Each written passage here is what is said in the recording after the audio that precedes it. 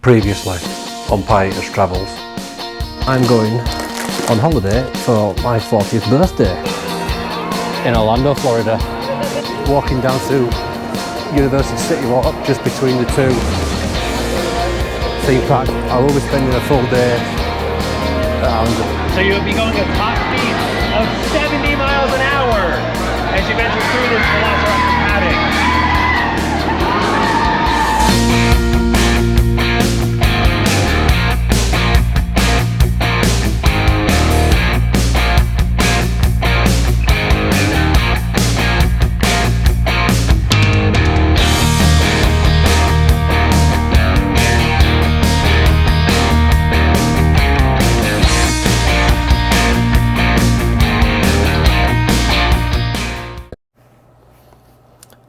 Now then, welcome to day 7 of Pieters Travels in Orlando, Florida. You might be thinking, day 7? Day 5 was the last video. Well, the thing is, you do need to take some rest days, and I did take a rest day yesterday. My feet were hurting, and you just need to take some downtime, because it's full days. You want to maximise your time as best you can. Sometimes I haven't done that to the best of my ability on this trip, but you don't want to burn yourself out. You want to take some time off, to take some chill time. So yesterday I was just working on a little bit of the videos, just try to get all the footage pulled together and backed up. I did go down to Icon Park, which is just further down International Drive from Coco Key. So Icon Park it's an entertainment, shopping, dining complex sort of area. There's places where you can get something to eat and have a drink and whatnot, and there are some attractions down there. So there is a Madame Tussauds down there, a Sea Life Centre, a VR gaming arena. We also have axe throwing in there and other bits and pieces.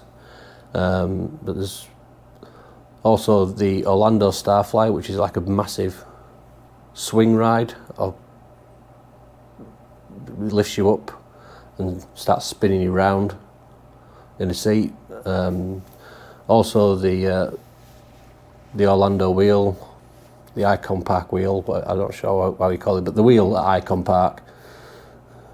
But you can get some really good views over Orlando, so I'll put some footage in now of what you can see when you're going around the wheel. It's a bit like the London Eye. You're in a pod on a big slow moving Ferris wheel, and you go round in a complete loop. So you will be able to see the Orlando Starflyer. Yeah, and see what that's about. You can get great views over towards Universal. You can see the volcano of Volcano Bay, and down towards Disney, and over to the other side of the pod. You can see the construction work that's going on at Epic Universe. You'll probably just be able to see some of the yellow roller coaster track that's just peeking up in the distance. So yeah, that's the new theme park for Universal, Epic Universe. So I'm having a bit of a different day today. It's something that, yesterday was something I haven't done because I'd never been to Icon Park because it didn't exist when I was last here. But I'm going to go to, or try to go to today, Universal's water park, Volcano Bay. Now, the thing with the water parks is if the temperature drops below a certain level, or if there's wind or rain, they don't always open the water parks, and it's the same for Disney as well. But I'm going to try and go to Volcano Bay. If it doesn't work out, then I'm probably going to end up going to Islands of Adventure. Well, as I thought, Volcano Bay's closed today. I did hear from some of the other guests in the hotel that there was a storm coming in, and by looking at the skies, they're probably not wrong. I haven't brought my coat with me today. I left it in the hotel like a right idiot. But I'm not going to waste the day. I'm going to go into Ireland and show you around a bit more of Ireland. First off, we'll walk down through City Walk. Now, that sign to Universal Orlando is relatively new. I'll put a photo up on screen now what it was like in 2004, and it stayed like that for quite a while. And then it was taken down for several months, and it's only been recently that a new sign's been put back up. So, as I said on travel day, down in Universal City Walk, you've got a lot of shops and restaurants. So, Red Oven Pizza Bakery, Universal Store, Cinnabon. There's also a cinema just as you're walking through off the moving walkway to your right hand side. The Cowfish Sushi Burger restaurant. Vivo Italian Kitchen, and lots of little stands out front selling sunglasses and refreshment stations and t-shirts. Over there is the Universal Legacy Store. So the Legacy Store has got merchandise for, as it says, Legacy Universal attractions, so things like E.T., Terminator 2 3D, Back to the Future, Jaws, things that are no longer here that people that still want to see, want to buy merchandise for. Going over towards Ireland, there's Big Fire, Jimmy Buffett's Margaritaville, the water taxis that are sailing down the lake, river in the middle. They go to the Universal Orlando resorts, and you can just see over in the at the far side of that river lake thing, there's a Hard Rock Cafe and Toothsome Chocolate Emporium. The main Universal Studios store in City Walk is to your right hand side as you're coming down from the car park. And there's, going over towards studios, you've got NBC Sports Grill Brew and Voodoo Donuts. Now, Voodoo Donuts actually started trading in I think it's Portland, Oregon.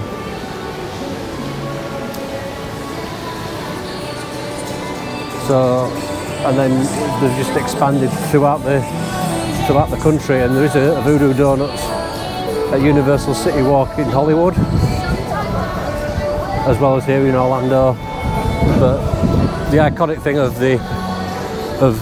Voodoo Donuts is the pink boxes that the donuts come in, and they do different style of donuts that you think you'd never imagine donuts like that, but it's true. They do donuts in all sorts of shapes, sizes, colours, flavours. But there is something that I want to show you just around the back of the Hard Rock Cafe here at Universal Orlando. So, as you stood in front of the Hard Rock Cafe, if you go round to the right hand side, heading over towards Universal Studios, just round this corner there is a piece of history you wouldn't expect to find in Orlando. I mean, when I found out about this, I'm thinking, really? Why is this back here. How did Universal get hold of it? It does have some significance when I show you what it is. It does have some cultural significance to American music. It should be just round this corner here. Yeah, here it is. What we have here is a piece of the Berlin Wall.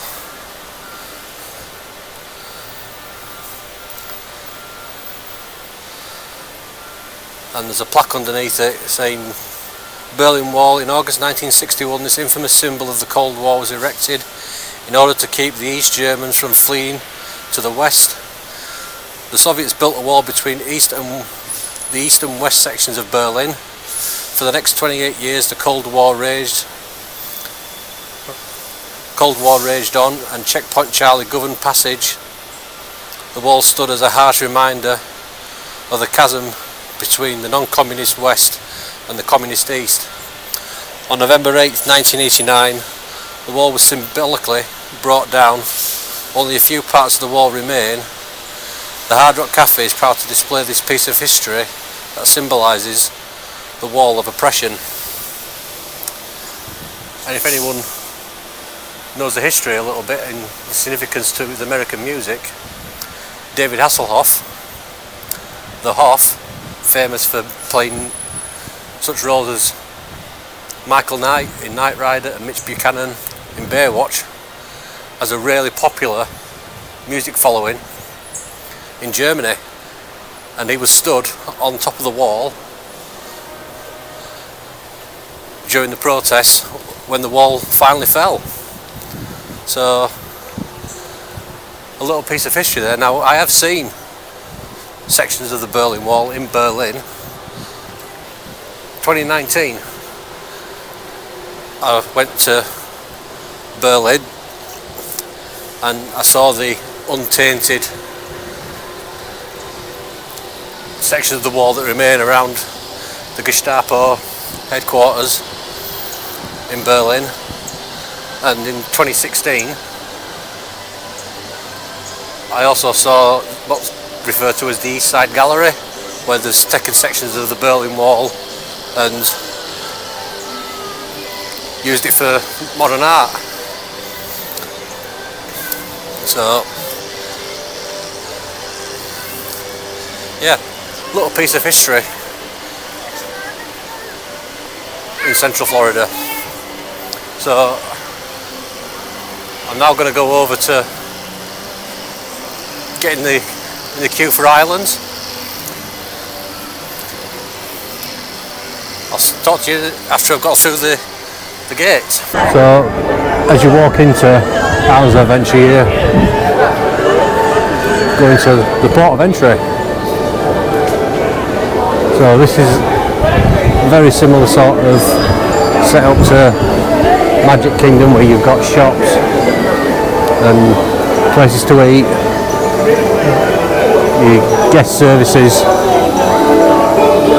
locations are in the port of entry, as well as dotted around a few spots around the park.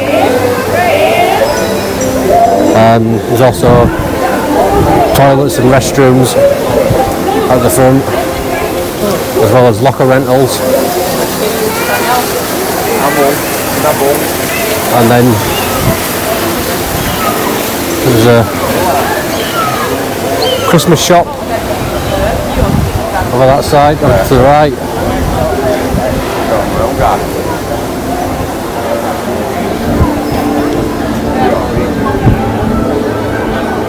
Croissant Moon Bakery over there as well.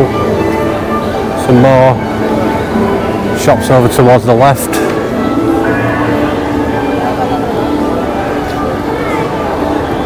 And the obligatory Starbucks just as you walk out into the end of port of entry. And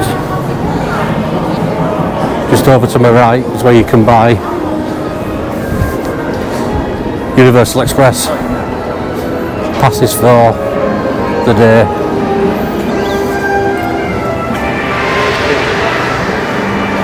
Now, you didn't get a very good look at this on travel day, but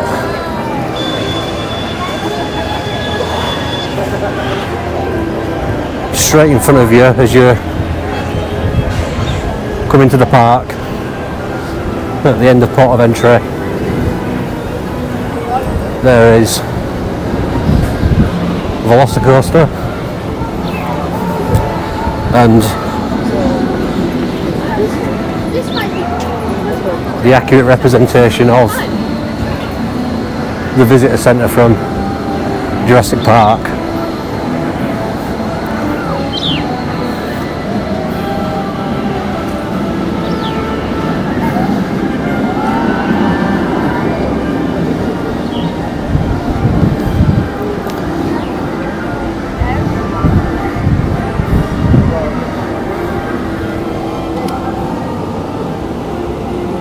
Just over in that rock structure there is the award-winning restaurant of Mythos. It's won best theme park restaurant in the world. I'm not sure how many times, but several times, at least once. And you can probably just about make out there is a train going around on Velocicoaster, and hopefully we can just time it just right. There we go, it's just going over that, what's called the Mosasaurus Roll, over the central lagoon here at Islands. Now, one thing I haven't seen is Hulk running. I'm not sure if that's down or not. We'll just check on the app. Yeah, Hulk's come up as delayed at the moment. But no, that might just be a delayed start, or there may be some technical issues with it. It's just gone 20 to 10, and even though early park entry starts at usually 8:30,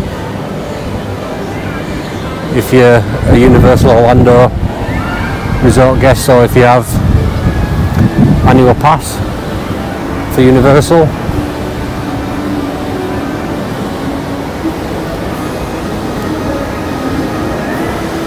But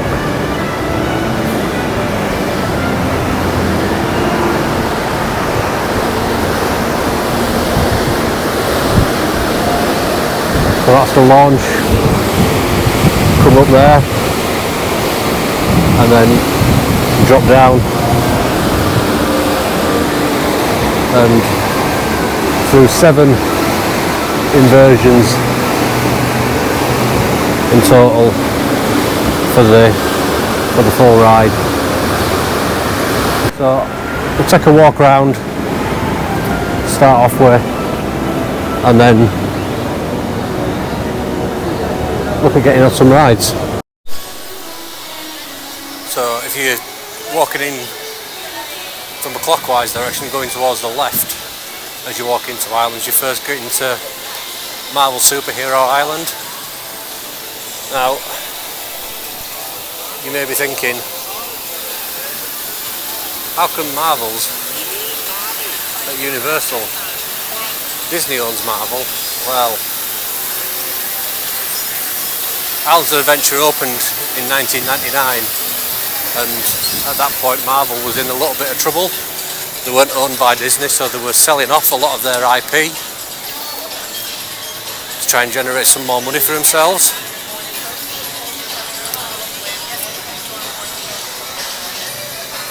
And Universal bought the rights for theme park rides domestically in the US.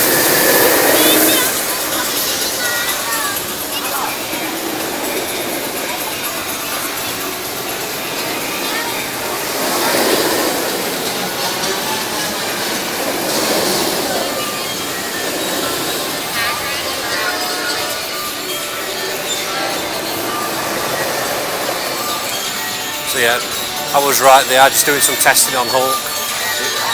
had a bit of a delayed start by the sounds of it. So Universal bought the theme park rights east of the Mississippi in the US, and that agreement with Disney still stands until Universal retires any of the rides. So you won't see any Marvel IP at Universal in Hollywood because that's west of the Mississippi. So yeah, it's only going to be in Orlando where you're going to see some of these rides if you come into the US.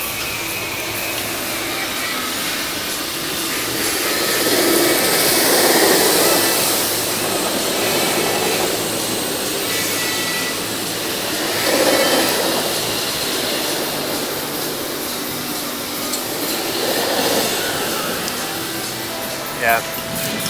So yeah, Hulk is just doing some testing. I did see there was one person in the front row. Now that's more than likely going to be a ride mechanic.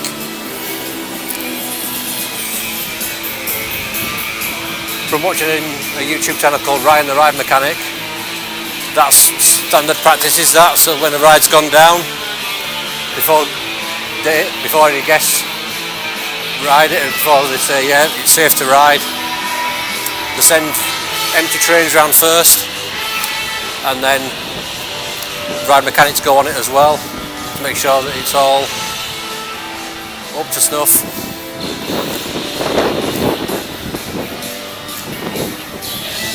So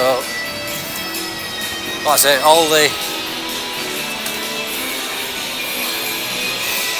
the Marvel theme in Islands is based on the comic books rather than any of the MCU. So if you try and see any of the characters about, do any meet and greets with the characters, they won't recognise anything from the MCU.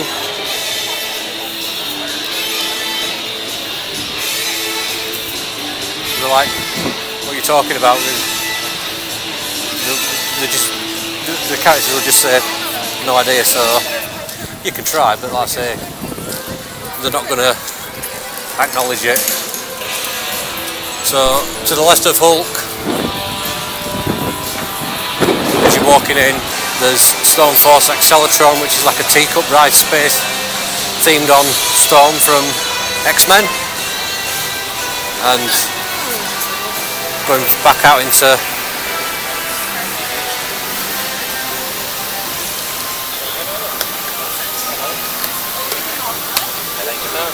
the main part of Anne's Adventure. There's a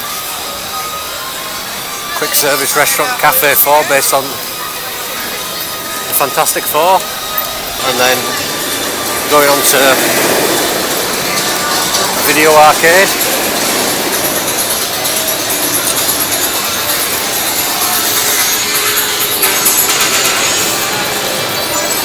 Now all the cutouts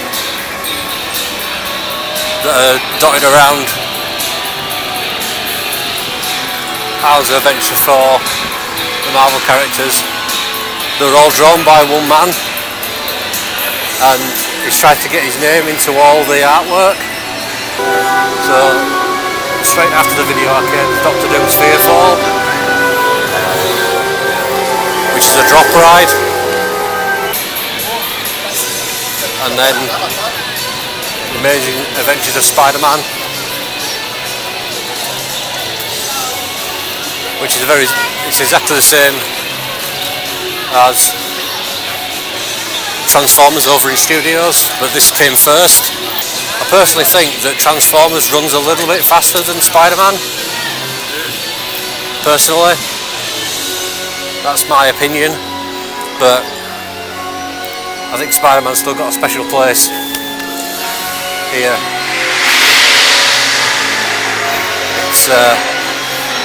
It's the original type of ride for here at Universal Orlando.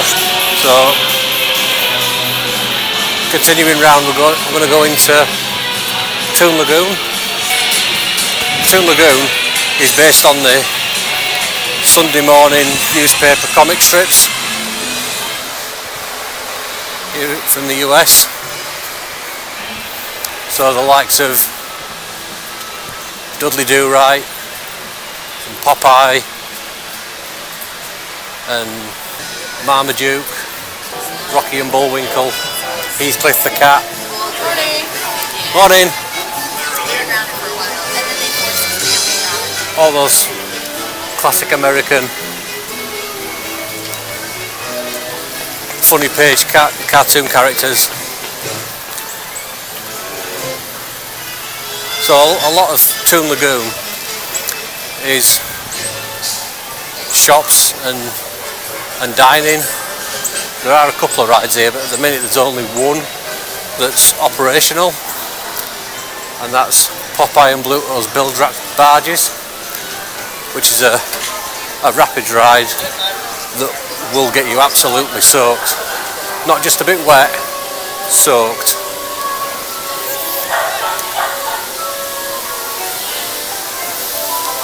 There's no this way, that way about it. If you're coming off that ride, you need a change of clothes.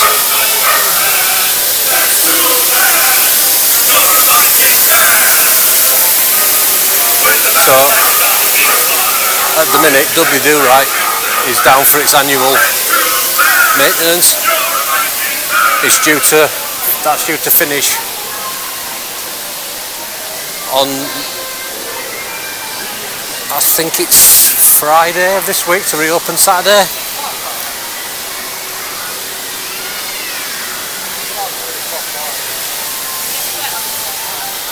Do you? And Popeye, you get absolutely soaked. Do you? Absolutely soaked. Thank you.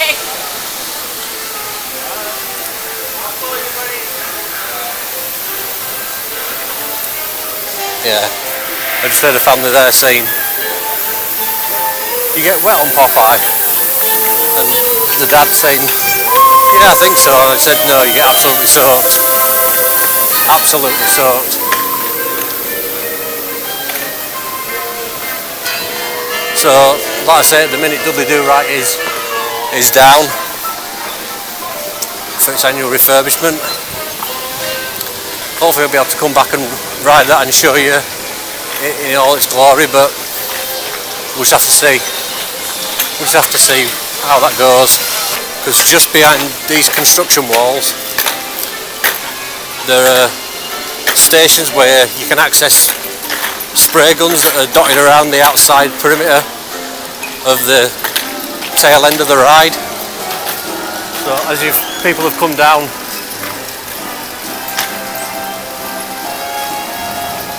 the drop, they think, oh yeah, that's it, it's all done, finished, I'm not going to get wet anymore. Come round this bend and the people could be stood there, fingers poised over buttons to spray people, and you get clobbered right in the ear with a jet of water. It's funny watching people getting sprayed. I've had it done to me before when Dudley Do-Right was running, and also on Popeye and Bluto. There's sprays on there, but you don't have to pay for those. The ones that are for Dudley Do-Right, it's $1 a spray. It used to be you could buy tokens and put the tokens in, but since COVID they've just made it so it's contactless payment with a card. Now,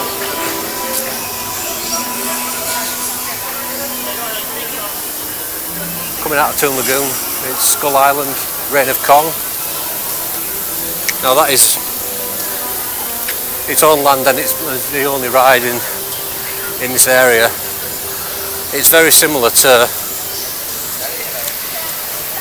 Fast and Furious, where you're on a moving like tour bus, supposed to be going off-road to scenes from the Kong movie franchise, mainly the Skull Island franchise. But as I've just left Skull Island, I'm walking into a land 65 million years in the making, so I was told. And I've come into it from the wrong side, I think. I don't know whether I'll see the sign, but welcome to Jurassic Park. Sorry, that is my best Dickie Attenborough impression. You're not going to get any better than that.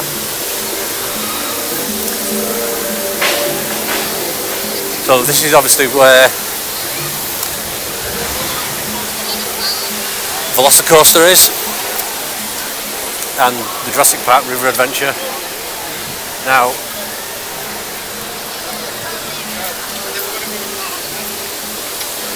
if you're a particular glutton for punishment and want to get absolutely soaked, follow me and I'll show you another place where you can get absolutely drenched. So from the Thunder Falls Terrace restaurant, just as you're walking in from Kong, if you walk down the right hand side of the restaurant, there is this pathway, and it is the final drop on Jurassic Park River Adventure. And as you can see, that's not just rainwater, that is from boats that have come down that drop.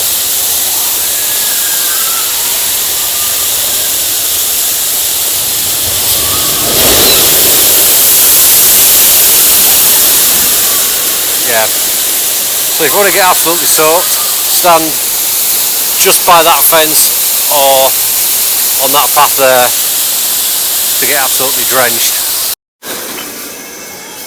So that's just part of the back end of Velocicoaster, which is obviously new to me for Grounds of Adventure. And also, the Raptor Encounter is also new to me. I've seen people's YouTube videos of the Raptor Encounter. It does look very good. I might see about going on and looking at that later on. So there are a lot of these carnival games around Islands of Adventure. Just at the start of Marvel Superhero Island and in Jurassic Park as well. Just to fill a little bit of time up, I think. And it's going in the top end of the Discovery Centre, Jurassic Park.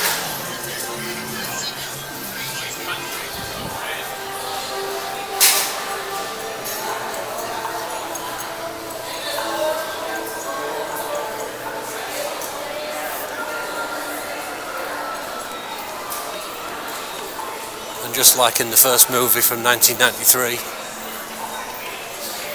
there are dinosaur skeletons in the centre of the building.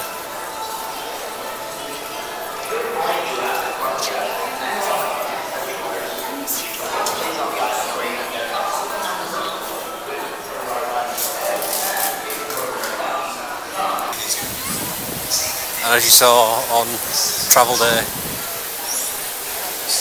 walking out the front of the Discovery Centre is the entrance for Jurassic World Velocicoaster. What am I doing now?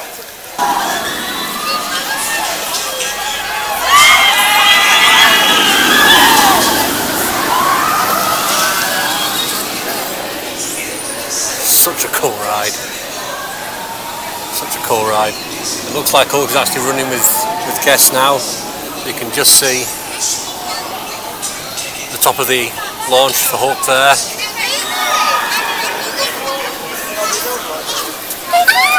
and the drop towers for Doctor Doom.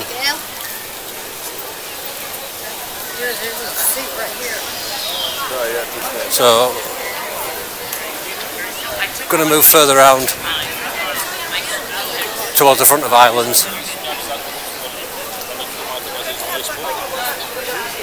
and have a look at what's coming up next. So I'm actually coming round to this next area from the opposite side here. I went down a different path to cut out this next section, but this is the Wizarding World of Harry Potter, Hogsmead. So over to the far side of the gate as you're walking in is Hogsmead Station that goes to London King's Cross. That'll take you over to Universal Studios, to Diagon Alley,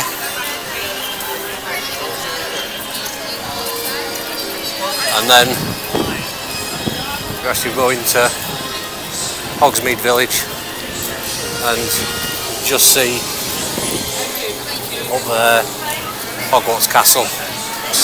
So they do have a Hogwarts Express train just sat here, puffing away, and there are lockers to put your stuff in if you wanted to ride on Hagrid's Magical Creatures Motorbike Adventure, because it is an empty pocket ride. That's currently a 50-minute wait for Hagrid's.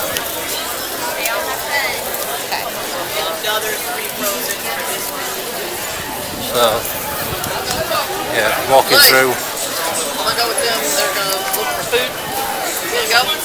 Hogsmeade Village. You've got the Three Broomsticks restaurant and Hogshead pub.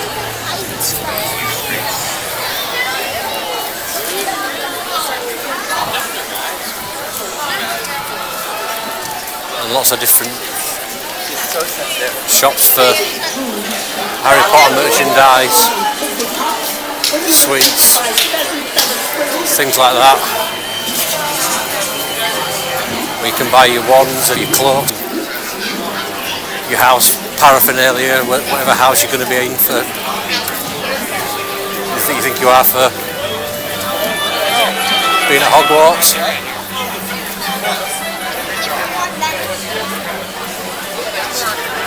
And there is Hogwarts Castle itself, and that is home to the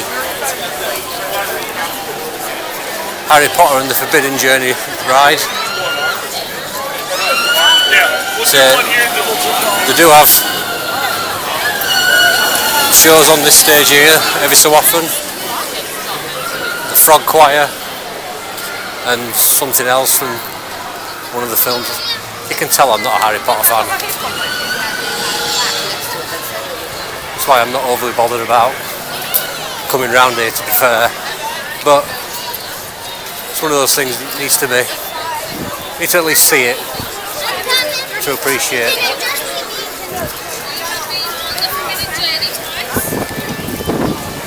everything that's gone into it. Now, I might have said it previously, but I think I probably said it when I went to Hollywood Studios around Galaxy's Edge. It being a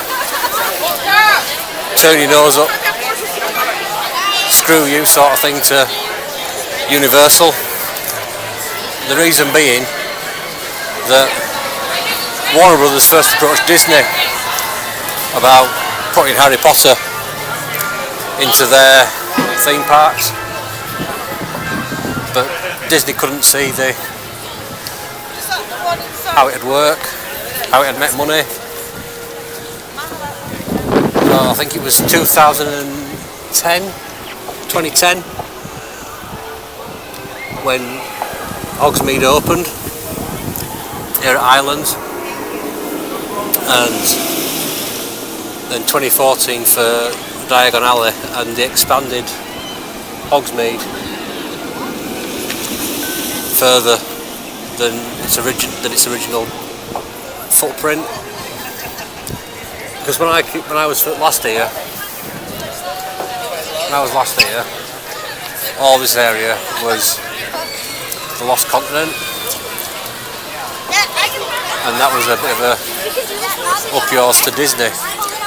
Because when Animal Kingdom was being built, there was going to be an area of Animal Kingdom called Beastly Kingdom, where it was all going to be based around mythical monsters and creatures, dragons and all that sort of thing.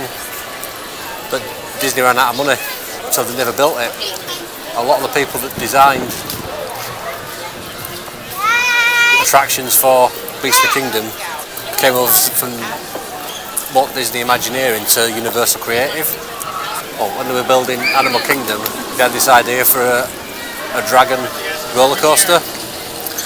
And when those engineers and designers came over from Walt Disney Imagineering to Universal Creative, they took that idea and doubled it. So there were two, what's called the suspended loop roller coaster, and there was two tracks side by side with two trains. It was called Dueling Dragons. When the now Hogsmeade section of the Lost Continent was all put together, they still had Dueling Dragons. It was called Dragon Challenge, but J.K. Rowling wasn't a big fan of it. It didn't fit with anything within her Wizarding World. But they said, well, are you going to pay for another ride? Essentially. So they kept it as long as they could. They ended up just running one track by the end up, and there was a lot of speculation that people had been injured, shoes had fallen off, hit people on the head, so they shut the ride down and built Hagrid's to the tune of $100 million. And I always thought that the Lost Continent was always a little bit of a damp squib. It didn't really have any strong theming. It was just a collection of rides, and it didn't really have much draw other than the fact that there was the two loop coasters. That was it. And now it's shrunk even further, and there's nothing really there in the Lost Continent. So there is one thing with both Hogsmeade and Diagon Alley. If you're not a drinker, you cannot buy any Coca-Cola based owned soft drinks. It doesn't fit within the Wizarding World. But there is butterbeer, which does fit in. Personally, I'm not sure about that. I'm not sure if I want to try it. But just for your reference, if you wanted a Coke, either go round to Jurassic Park or down to the Lost Continent. So I'm just walking into the Lost Continent now, and like I say, apart from places to eat and shops, attractions wise, there's not a right lot here. I mean, there was the Adventures of Sinbad show, but since COVID that hasn't come back. There was, up until this year, Poseidon's Fury, which was just coming up to where that attraction was now. That was a walk-through attraction, but that closed this year. I think that was around about July, August, something like that, that closed. So yeah, it's always had, for me, there's just nothing really that's held it together, because everything else in Islands of Adventure has really strong theming and it gels together, but the Lost Continent never seemed to work really. The only upshots of the Lost Continent were, like I say, Dueling Dragons. This was Poseidon's Fury, and from when it opened in 1999 it did have a re-theme and a redesign to some respects for the experience, but it was never particularly popular until Universal decided, right, we're going to close it, and then everyone started going and saying, oh, why are you closing it, why are you closing it? It's like, well, if you were that excited about it, then make some noise about it. These people that have YouTube channels that were up in arms about getting rid of it, it's like, why don't you say anything? Why don't you push it as a big thing if you liked it so much? That's what I don't understand, but at any rate, that's my thoughts on it. Yeah, like I say, everything else in Islands has really strong theming and it all makes sense, but Lost Continent never did. I mean, you look at Hogsmead, it's really strongly themed. They actually got the production designer from the films, Stuart Craig, as a creative consultant for both Hogsmead and Diagon Alley over in studios. So yeah, that's what they can do. It's just that it never really took off for me. Never really took off for me, did Lost Continent. The only draw, like I say, was the one roller coaster. So from Lost Continent going to Seuss Landing and see the stark contrast from Lost Continent to here. Everything's really strongly themed to the characters and stories from Dr. Seuss books.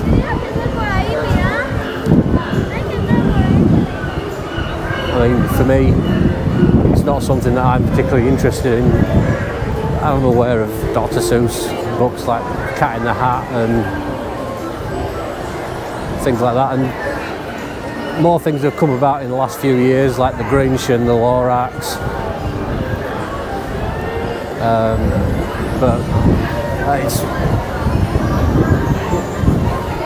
for my generation, at least in the UK, it wasn't quite as strong as a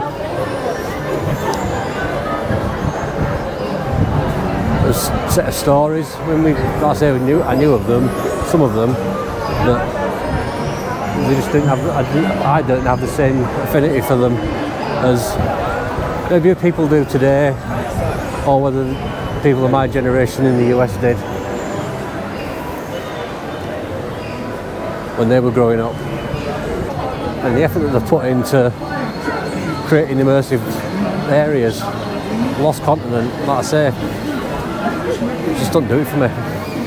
There's nothing there now. It either needs to be ripped out, maybe expand the Wizarding World, or put something else there. Because in between Jurassic Park and Toon Lagoon, there was not a lot there, and then they put Skull Island Reign of Kong in there just to fill up that bit of space, because it was a bit of dead space. And something needs to happen with Lost Continent, because I say it's pointless now that Poseidon's Fury is gone. There's nothing there apart from shops and restaurants. That's my opinion. There is rides themed to Dr. Seuss characters, so that is the carousel there, a carousel ride. There's a trolley ride that goes up all above Seuss Landing, just on these tracks. There's a kids maze area. If I ran the zoo, I think I've walked past Cat. Yeah, I've walked past Cat and Hat's back there. That's a dark ride, spinner ride. It's very, very similar to Men in Black's ride system, obviously without the blasters. So there's just actually one thing that I forgot to show you when we were over in Toon Lagoon talking about Popeye and Bluto's. Can you just see there that ship with the smokestack with Olive? Might not be able to see that it's Olive, but there's a ship there. It's called Me Ship the Olive, and on the deck, around on the lower deck, there are sprayer guns that are free for when people are going round on Popeye and Bluto's Bilge barges. And just as you come round that corner, there is a massive waterfall where everyone gets wet, and then you think, oh yeah, I'm safe for a bit, and then people up there start spraying you, which is great. Right, so I'm gonna put this stuff in a locker now, and next time I see you, I'll probably be a lot less dry. I told you I'd be slightly less dry. I am absolutely soaked, but it's such a good ride. Guaranteed to get you wet every time. Every time. You know what, I'm going to go do it again.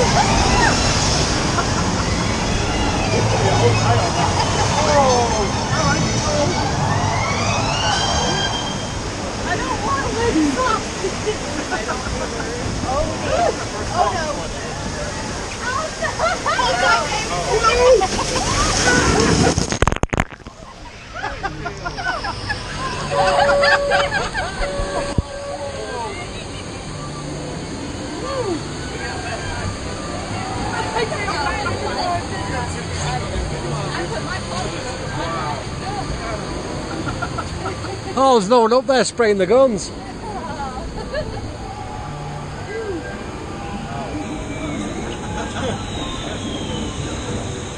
Well, at least I was right about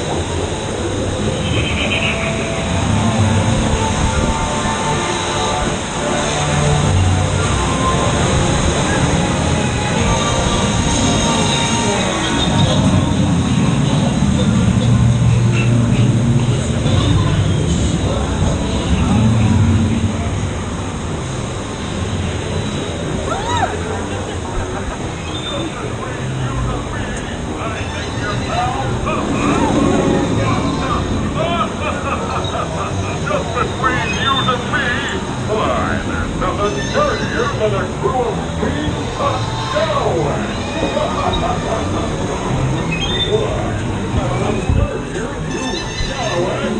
That's a brush up on year's behavior.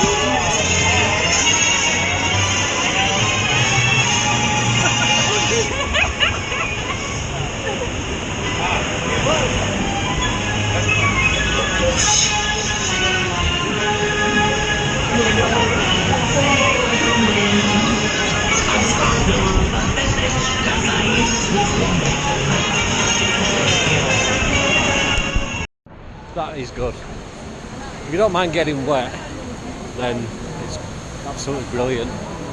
But you do get absolutely soaked. I mean, I've been on it twice now, and I am completely drenched. But I'm going to go over to Jurassic Park, ride that, and probably stand at the bottom of Thunder Falls Terrace to get splashed as well.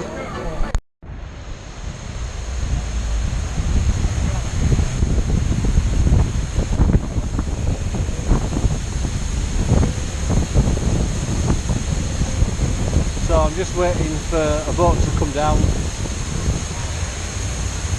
The drop of Jurassic Park River Adventure.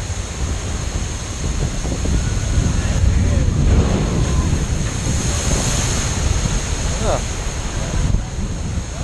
I didn't get that wet, to be honest with you. Just move a bit closer to the drop. You see, moving a bit closer to the drop gets me any wetter.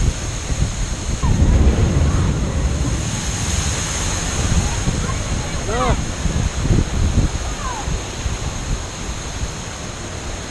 No, that hasn't done it. I didn't get that wet at all. I'll try going around the other side and seeing if that does it. Let's actually try right here where it says splash zone. I think there's a boat coming down now. Any second.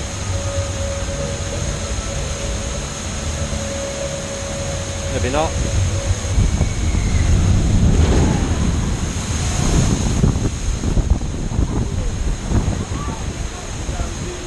No, it's just not doing. Did you get wet? No. Stood right in the splash zone and just the back of me got wet. Not the front, didn't go over my head or nothing. Bit disappointed in that. The team member, she said I need to go a bit further over to get totally soaked. So I'll try it again. I think there's one coming down very shortly. Yeah.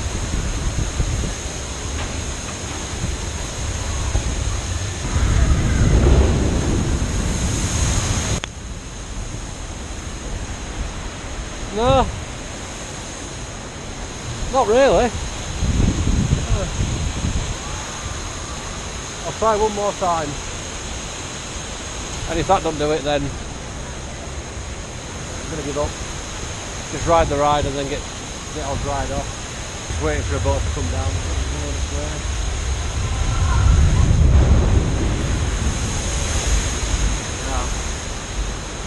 No, bit of a fail on that one. didn't get absolutely soaked, so I'm gonna go back to the locker and dry off and change my clothes. I'm not going to bother going on the ride. I'm a bit annoyed by that, to be honest with you, that I didn't get wet.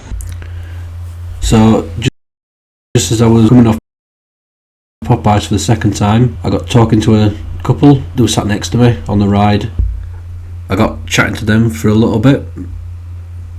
This couple, she was trying to film with an action camera like I was, and they asked me, are you filming it and is it going on YouTube? I says, yeah, it's gone on YouTube, and I gave them the channel name.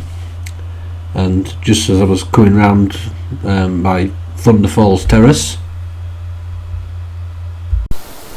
I got an email through from YouTube for a new subscriber. So if that was you guys, thanks a lot for subscribing to the channel. And I did say to you that the video probably won't be up for a while because I'm having some problems getting footage from the camera backed up and editing it out. So like I say, thanks for subscribing, and when this video does come out, if you see yourself on the channel, just give it a thumbs up, that'd be great. Thanks a lot. So now I'm gonna grab something to eat because it is getting towards lunchtime. I'm not sure where to go as of yet. I may go around to Jurassic Park to burger digs around there because there's supposed to be nice burgers around there, but I have brought my cup with me again that I got at Studios the other day on day 2, and see about getting this reactivated. Well, I did end up going for a burger at Burger Digs. I went for a bacon cheeseburger and a brookie.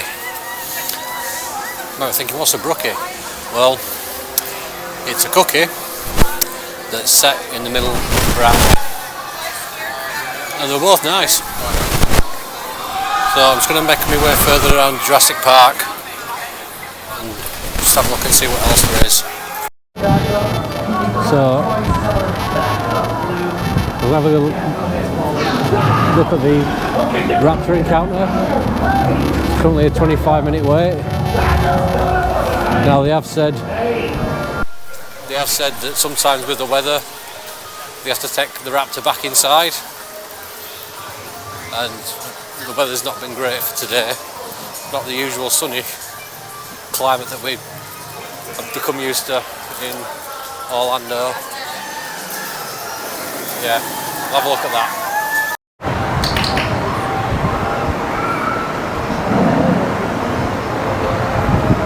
Jurassic World is now proud to present the Mongoliensis, known to the world as Velociraptor. Okay, good girl, Blue, on me, come. Good girl, all right, Blue, now you go say hi. Go say hi. Okay. Hey, Blue, we need to calm down, young lady. No, Blue, calm down. Hey, don't you even think about it. On me, good girl. We're gonna calm down, and we're gonna focus. All right, good girl, Blue. Are we ready? All right, let's do it. Let's see if we can't find any MVP. Seals of approval. Let's do it. Welcome, England. England? I don't want to alarm you, but sometimes when people come up by themselves, hey, the Raptors think that you're challenging them. Hey, no. You're going to want to move, and move quick, sir. Move quick. Thank you. Sorry about that. That was cool. Don't you even think about it. No. I actually did get touched on the shoulder. Blue did actually grab my shoulder a little bit. That is pretty cool, is that? So I'm going to nip around to probably Kong and have a go on Kong.